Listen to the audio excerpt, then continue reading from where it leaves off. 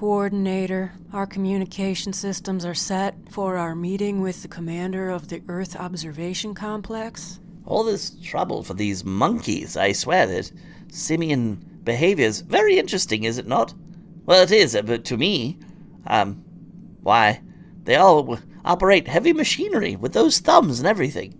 True, Coordinator, but we're not exactly on target with our prior assumptions, are we? Oh, please. Of course we are. Yes, we misinterpreted the Earth messages as messages of war, but can you expect the people who invented Juggalos, 4chan, 4Loco, and the unmoderated YouTube comment sections to be benign? Now, let's get ready to meet Commander Dan and the crew of the Retro Station.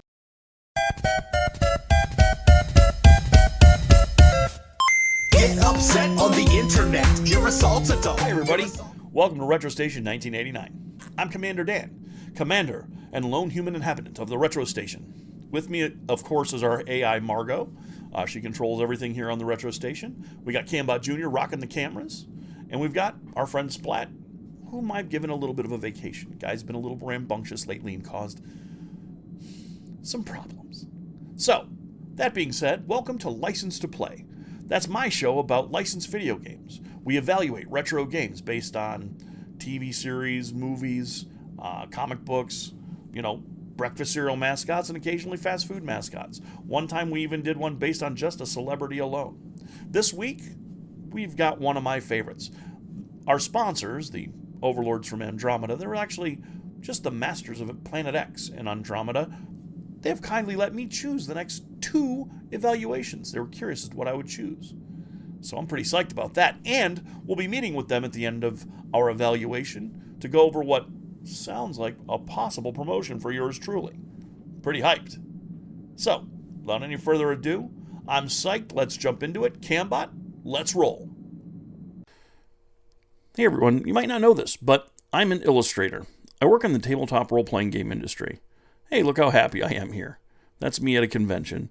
See, I'm the line artist for this role-playing game, Icons, which is a chance for people to randomly create heroes and villains and share a narrative with each other at the dinner table, with the only dice needed being a pair of 6-sided dice. But the origins of my career path lie with this comic book, DC Presents The Creature Commandos. See, my dad used the monster soldiers inside and the pictures of Frankenstein and Dracula to create Halloween decorations when we lived in Germany for a party at the family barracks. See, they didn't really have a lot of Halloween decorations in the stores over in Germany. They just didn't have them. And it was short notice, and my dad just created the decorations. So I knew I wanted to draw, and all I ever wanted to do after that was draw and read comics. Because the Universal Monsters destroying Nazis, that's just insanely cool. And also, that book and another book, okay, featuring a character that was created over a decade before I was born and was celebrating a resurgence in popularity just as I turned 7. This is the first comic that I ever bought, but neither character from this cover is who I'm going to be dedicating 2 weeks a year to in September to review licensed products from them. But this is the first comic I ever bought with my own money, and it's worth about $200 today, if you can believe that. I don't have my copy anymore. It got lost on the way back from Germany, sadly, but the first comic I ever owned was this one. Spidey Comics was like the Electric Company version of Spider-Man for young readers. And folks, this week we're going to talk about my main man Spidey as part of my September Spider-Man weeks and one of his greatest outings in terms of video games. That's right, folks. This week we're dedicating our show to Spider-Man. And next week, why? Because Spider-Man's my favorite hero. I don't know if it's the costume, the level of powers. Maybe it's because he's a wall-crawling weirdo, Maybe it's because people don't like him even though he's trying to do the right thing. Maybe it's because he was a wallflower, a nerdy guy who got everything he ever wanted and then blew it and needed to make up for it for the rest of his whole life.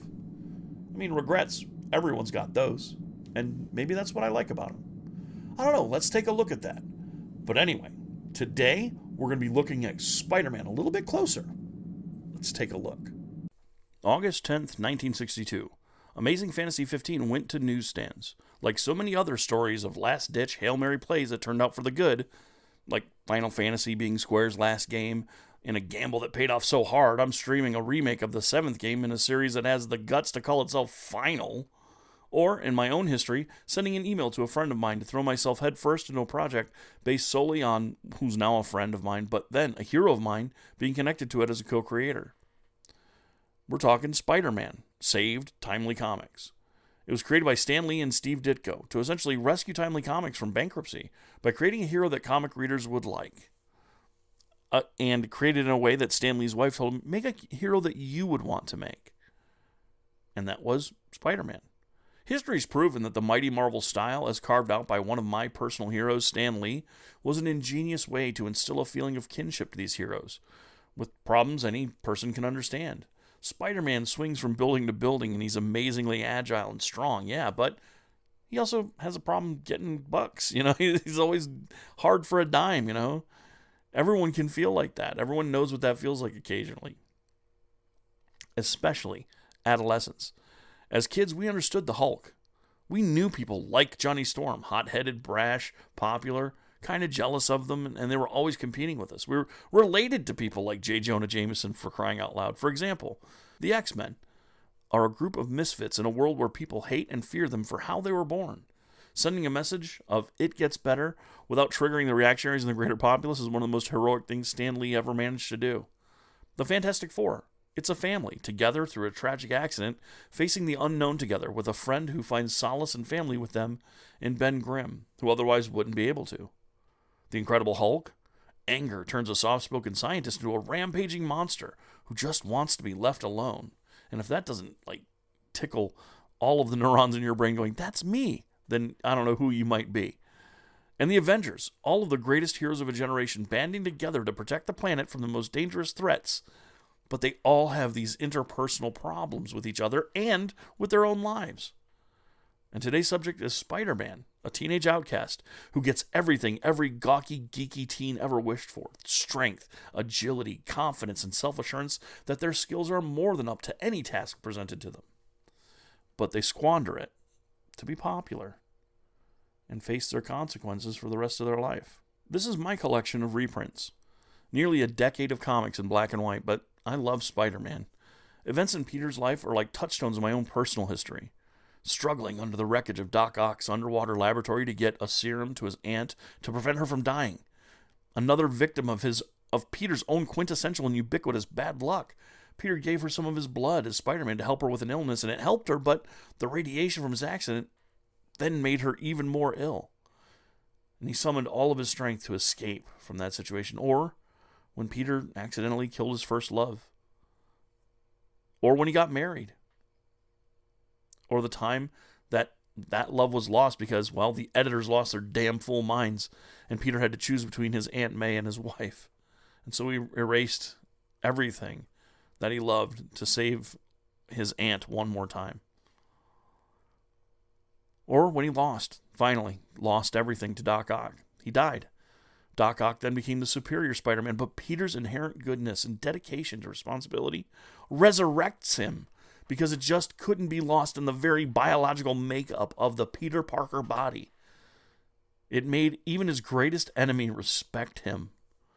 So much so that he gave up the body and let Peter be the superior Spider-Man. Suffice it to say, I love Spider-Man. I love Spidey. And today, we're going headfirst into one of my favorite Spider-Man games of all time. That's right, folks. Today, we're talking about Spider-Man on the Nintendo 64. This game...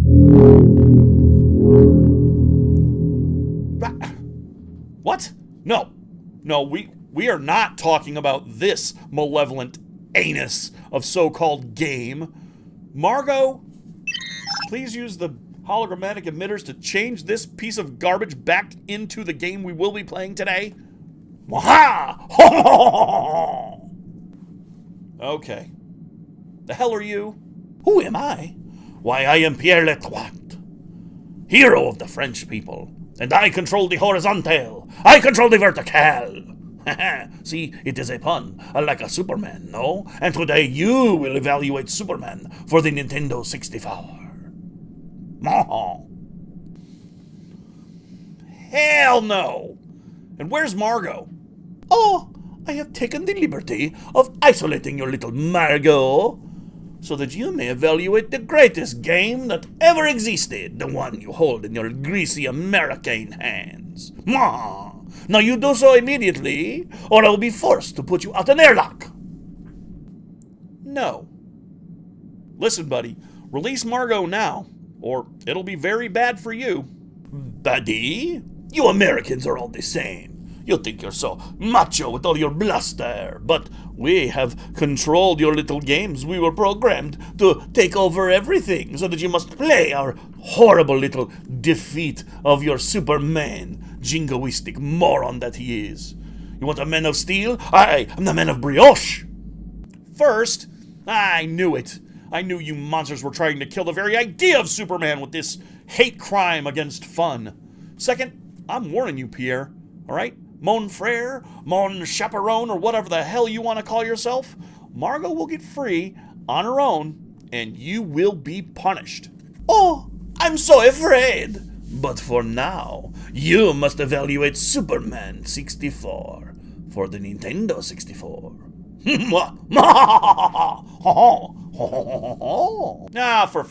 Oh my, okay, hold on. Oh, jeez. This is the Bizarro Universe's version of a Superman video game. You know, I've been to the evil universe, so I know evil video games. You know, Pierre, I am not going to talk about this.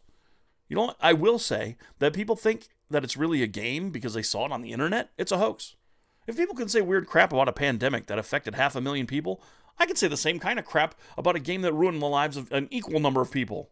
I was an adult when this game came out, and it ruined my childhood.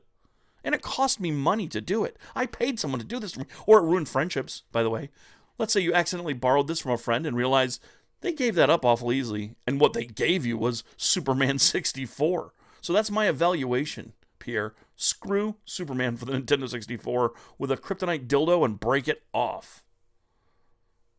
Whoa. But yeah, like that, I guess. I mean, look at this. This is the worst flying mechanic I've ever experienced.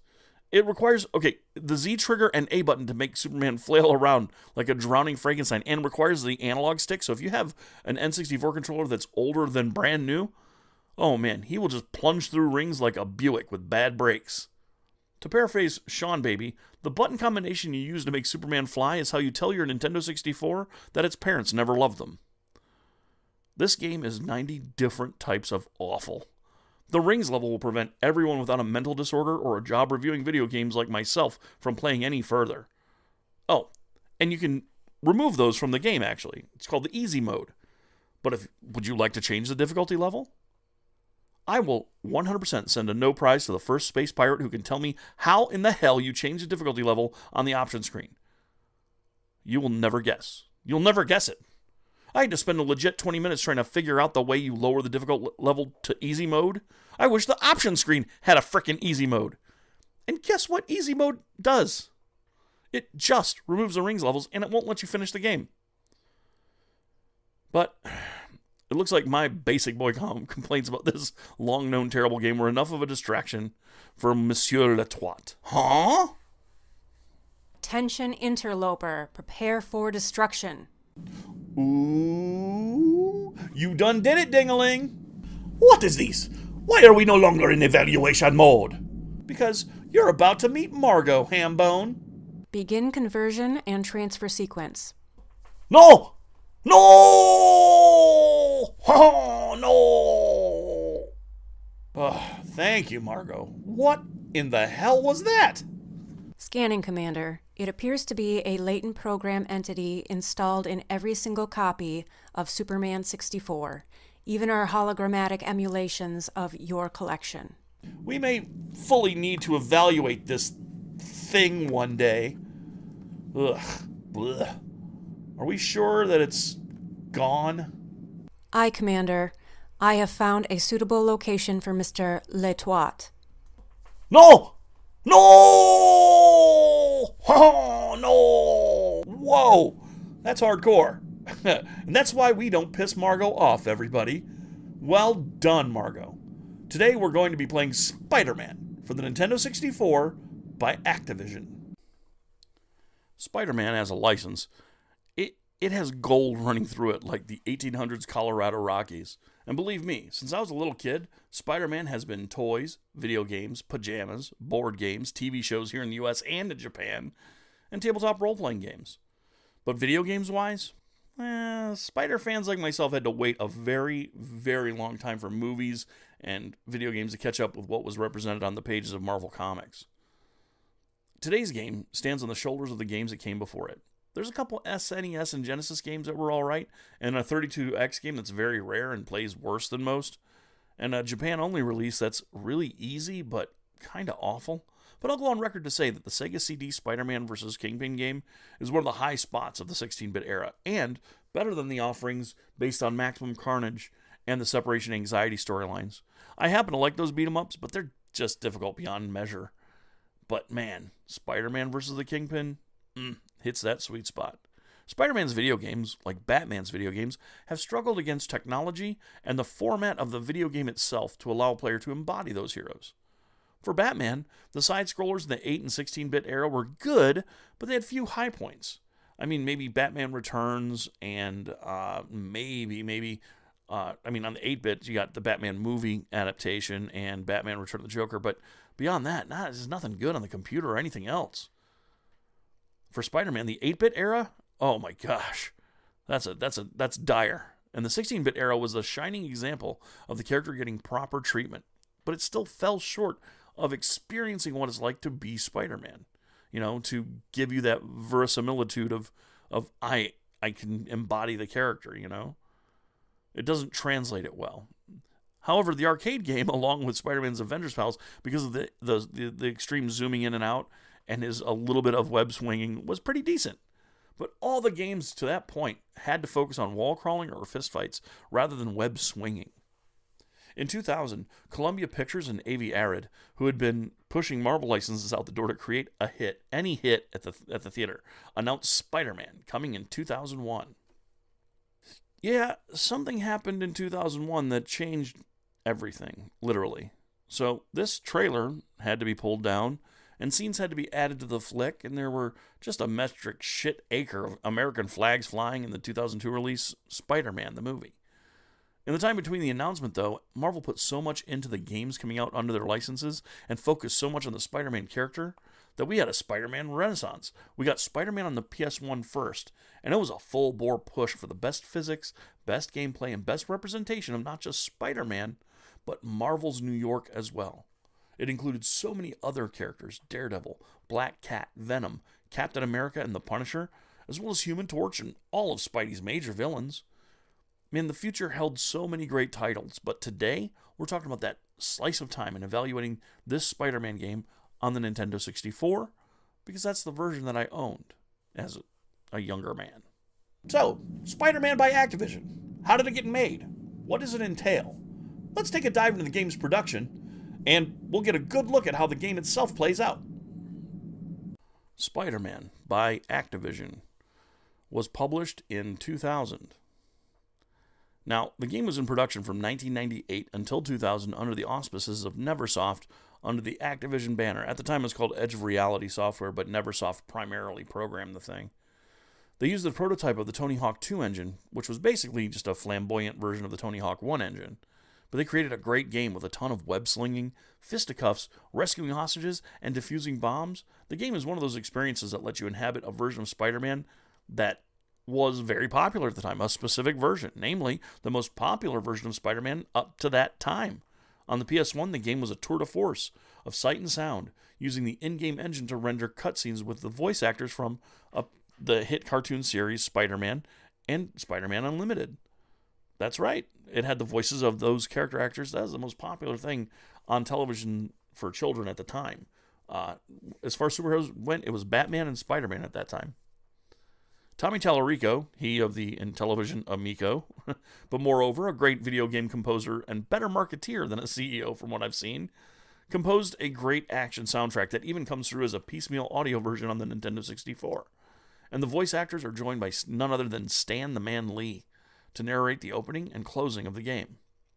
The 2 years in production were well spent, and let me tell you, the game doesn't suffer from that care and precision. It is unholy benefit to it. It's crazy. The game got high 7s and 8s from reviewers, but was received even better by the Spider-Man fans and the new fans of the brand alike. People who were coming around because they heard a new Spider-Man movie was going to be coming out. Beginning with the colors and music, the game draws you in with a sense of action. Well, until you hit the one thing that made Nintendo 64 ports a little worse than their disc-based counterparts: the lack of space to show pre-rendered cutscenes. So, what's a great pre-rendered cutscene on a PS1 is it's a slideshow on the N64. The frame rate during play is a solid 60 frames per second on this Nintendo, so it's got that going for it. I mean, its masterful use of compression tools and the hardware makes the audio crisp and clear. But see, the precision of the controls is a little off. The PS1's got that a little bit over the Nintendo 64, hence the 7s and 8s rather than a 9 or a 10. The first level is a tutorial/shakedown cruise to get a handle on the way Spider-Man controls and moves. You swing across the rooftops of New York City, propelled by the Stan Lee introduction's bombast, and throw down with a gang taking hostages at the bank. After dealing with the terrorists at the bank and their bomb, you go on to help out J. Jonah Jameson with a fight against the Scorpion, one of Spider-Man's classic villains. And it's a big arena-style battle. It's a lot of fun. Game's plot basically revolves around Mysterio and Doc Ock framing Spider-Man for stealing scientific equipment, and it culminates with a battle with the symbiotes and Venom. Now, I won't spoil the ending for you or the whole of the plot, because there's a lot of twists and turns, but you gotta play this game to believe it. But true believers, we only have one question left. So, does Spider-Man on the Nintendo 64 have a license to play? Of course! Yes, of course! This title is one of the rock-solid bets for your collection. If you collect for Nintendo 64, and I hope you do, get this game. I mean, the price tag for it is pretty low. It's about $25-30, but it's totally worth it. Make sure you have a memory card for your controller, because you're going to need one to save your games on this guy. And I grabbed this copy, like I said, for $20. So be ready to pay that or a little bit more. Now, the folks out there looking to make a cash grab on these, they might try and nail you for just an exorbitant fee. Don't go over $20 or $30 for this thing. I mean, this thing's sold in the millions. There's no reason to pay top dollar for something that, is out there. All right, so Spider-Man gets its license to play for the Nintendo 64. Next week, we'll be looking at a title that may not be so lucky. All right, so... Oh, yes, Margot? Uploading your evaluation now, Commander. We'll be in touch with the sponsors momentarily. Okay. On screen? Greetings, Earthling known as Commander Dan. We are your sponsors from Planet X in the Andromeda Galaxy. First, allow me to state our appreciation for your hard work in evaluating the Earthling communications and your continuing entertaining musings on licensed video games. Thanks, and thanks for us not being in danger of being evaporated as a planet either. It's been a real hoot. Quite. And second, I'm sure you've heard rumors that you would be promoted in the near future. This is correct. You will hence be Chief Evaluator of Earth Sector, with the following Andromedan designation: Commander. So, I've been promoted to Commander. From Commander. Correct. You deserve this promotion. Well done. I personally believe you're more than up to the task, Commander. Thanks. Commander Dan, that was an impressive commendation. It's the highest non-Andromedan honor. You are to be congratulated. Okay. From being promoted from Commander to... what was that again? Commandar. Ah. Well. What are the benefits of becoming a fully fledged, fully festooned Commander of Andromeda? You get access to additional levels of the Retro Station's media archives, including modern systems, and CRISPR drawer access. Whoa! Sweet! Well, folks, I'm going to work out what all this is going to be good for in the meantime. In the meantime, I want you guys out there to please keep cool, like, subscribe, and all that jazz. And don't forget to stay retro. You're a salt adult. Peace. Get upset on the internet. You're a salt adult. Throw throwing out a hissy fit. Your views ain't in the millions, and every up and comer is a threat to what you're dealing in. Instead of getting better, you just spout up on your Facebook, crying on your Twitter bit about how bad your case look. In case you didn't get it yet, allow me to rephrase it. You cry more than my 4-year-old, I'm actually amazed. Like you couldn't even see the forest for the trees. The writing's on the wall, literally there to see. How you getting sold that a culture blowing up, man? I think there was a point where you stopped growing up, man. Instead of showing up, man, irrationally mad. Don't appropriate impression like the latest fashion fad. It isn't cool or funny to be acting like an edgelord. You alienate friends, pushing closer to the edge more. I don't know how to say it anyway to make it clear. If you're the one unhappy, then the problem's in the mirror. Get upset on the internet. You're assaulted.